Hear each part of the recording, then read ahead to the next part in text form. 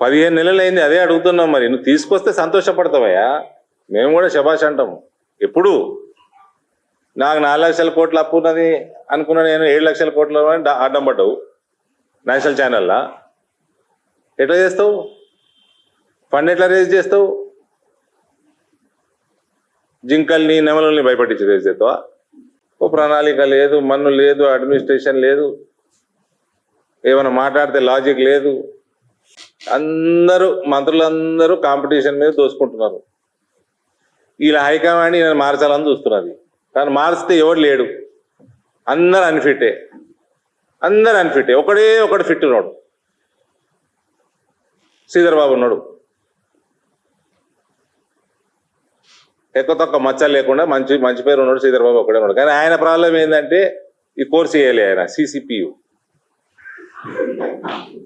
ఆయనకు రాదు పాపం ఆ సిసిపియు కోర్సు. అది రాకుండానేమో ఎలిజిబిలిటీ ఉండదు ఆ కాంగ్రెస్ పార్టీలో. యూనివర్సిటీయా? ఆమె యూనివర్సిటీకి అలినేట్ చేయమంటుందా? ల్యాండ్ అంతా 2300 ఎకరాలు. ఆమెను రిక్వెస్ట్ చేస్తున్నా నేను, చేపించేది హెచ్యూ పేరు మీద నోటిఫై చేయించండి.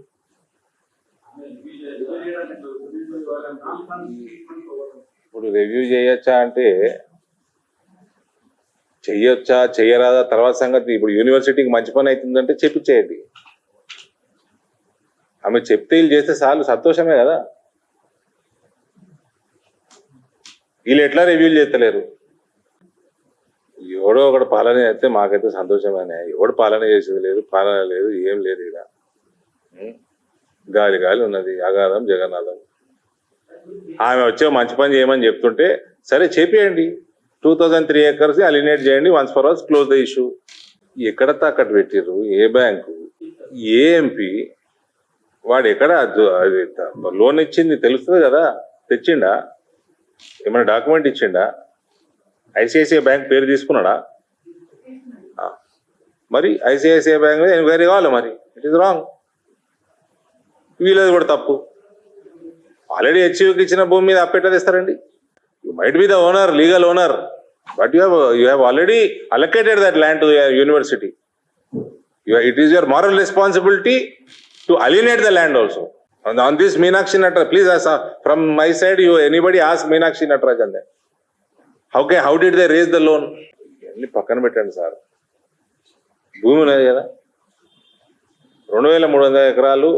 ఇలా నాయనమ్మ అనే అక్కడ యూనివర్సిటీ పెట్టింది కదా, రాహుల్ గాంధీ నాయనమ్మనే పెట్టింది కదా. ఆ టైంలో కాంగ్రెస్ ప్రభుత్వమే అలొకేట్ చేస్తున్నట్టు ఖైదం ఉంది కదా. యూనివర్సిటీకి ఇచ్చేయండి, అయిపోయి. సరే 180 ఎకరాలు. అది ఆ 180 ఎకరాలు ఎట్లా రీప్లేస్ చేస్తారో అది తీసుకొచ్చి మిగిలిన 2100 చేంజ్ ఇమీడియట్గా అలినేట్ చేయండి. 180 acres కూడా మళ్ళీ ఎక్కడో తీసుకొచ్చేయండి. మళ్ళీ వీడు కూడా మాట్లాడతారు. అందులోకెళ్ళి తీసుకుపోయి అది టీఎన్జిఎస్కి ఇచ్చిందోరండి ఈ కేసీఆర్ టైమేనా అది? మళ్ళీ వీడు కూడా మాట్లాడతాడు, ఆయన కొడుకు కూడా మాట్లాడతాడా? ఏమైనా బుద్ధి ఉందా? వాళ్ళు వచ్చి మాట్లాడతారు. వాళ్ళు third rated human beings. Politician పక్కకు పెట్టండి, హ్యూమన్ బీయింగ్స్ వీళ్ళు కలవకుంటారు.